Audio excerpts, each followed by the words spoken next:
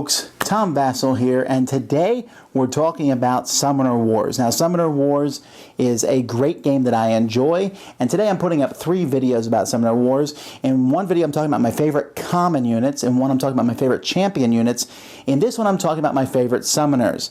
Now, as I've been making this video, I realized that I need to make another video about summoners, and I'll make that in a couple weeks, because today I'm going to be talking about my 10 favorite summoners based on the summoner alone, not based on their event card deck. But I thought that is an important thing to take into account. So in a week or two, I'll come back and do my top 10 favorite summoners when taking their event deck that comes with them into account, because that will change how things work. But these are just the base units of them. When you put that summoner, when it's the end of the game, summoner versus summoner, which one of them do I like the best? Now, I'll probably massacre their names because, frankly, they're all made-up names and I don't know how to pronounce any of them. But I do hope that this is interesting. Here we go. All right, first we have Ritalis here, who can raise the dead. Now, he has kind of low hit points for a summoner with only 5 and 2 ranged, but he can summon someone next to him, pays 2 magic points, and they disappear next to him. So bringing back any undead unit is a really big, powerful ability he has. Now, when you do this, you probably want to put some more tough common units in your deck for him to pull from.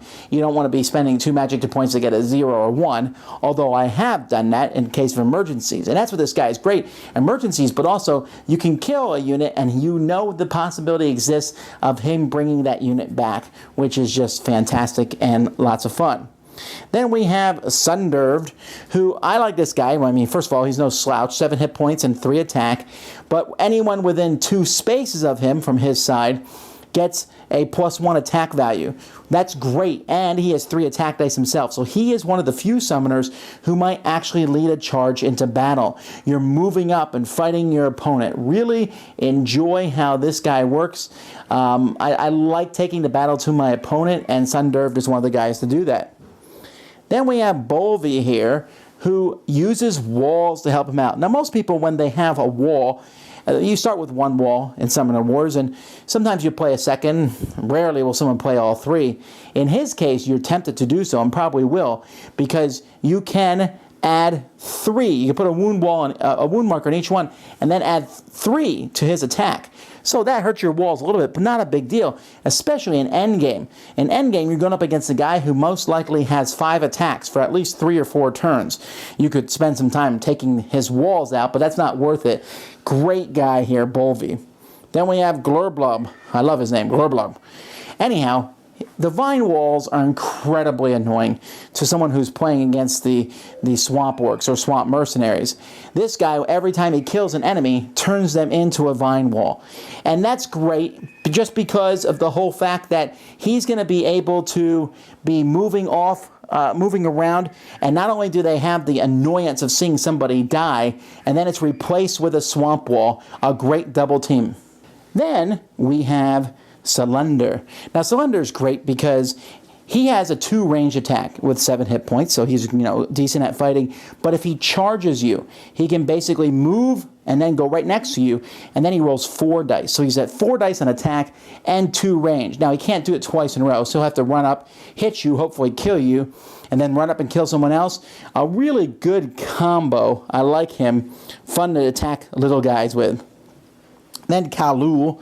Once per turn, at any time during your turn, you pick a wall that's within 2 straight lines, and you can add 2 wound markers to the wall to draw up a card for each wound marker. Add it this way. The great thing is, it doesn't have to be one of your walls. Wow. You want to get cards quick? Raoul is a great way to do it. Throw some wounds on your wall to draw cards. Maybe run up and throw some wounds on one of your opponent's walls to draw some more cards. Just a neat thing. And then he has the 2 ranged attack, which is nice. But just that early, quick rush that he gives you. Then we have Sarah Eldwin. Yes, a healer. Now, man, I can't stand playing against this woman because her healing is so annoying. Spending a magic point to cure 2 wound markers from a common or champion unit that's next to her. Stick some good, powerful people with her, and she can cure them and keep them going, and she can be a fierce fighting force. You can move her even into the enemy if you have some good, strong units with her, and she'll keep healing them. It's not even that expensive. 1 magic to heal 2 wounds, a really good deal. Then we have Moira Skylark. At the beginning of your turn, you can pick a common unit that's within 2 spaces, +1 to their attack value, and you can move them up to 1 space. This is better than the Vanguard guy, and this guy is also 3. He's very similar if you notice, but the fact that you can pick, the other guy adds 1 to everybody. This adds 1 to one guy, but you can move that person 1 space. Just a great ability to make some lunge attacks. I like them both quite a bit, but I like Moira a little bit better because she can just take somebody and give them the extra die and a quick extra movement. Really can be devastating to your opponent. Then we have Takulu, I don't know how to say him, counter summon, one of the coolest powers in the game. Basically, you can pick someone else and you can spend a number of magic points to just get rid of them. Just kill someone. Now, this is a weak summoner with only 5 hit points, but that power is so amazing.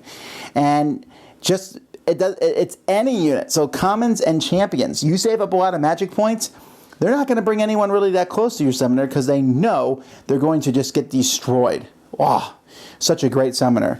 But my favorite is Vlox, the summoner of the cloaks.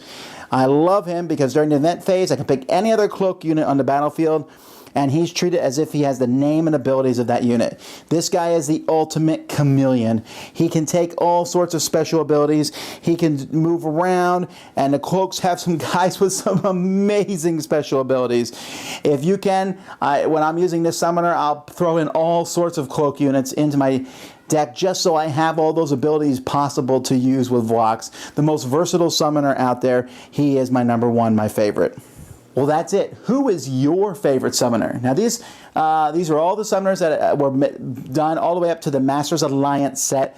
So there's still a few more summoners that are on their way in the future. But I love the diversity in Summoner Wars. Let me know in the comments who your favorite summoner is, and we'll see if we match or disagree. Either way, they're all a lot of fun to play. These just happen to be my favorite. Check out my other videos of common units and champion units. Until next time, I'm Tom Vasel, and you've been watching The Dice Tower.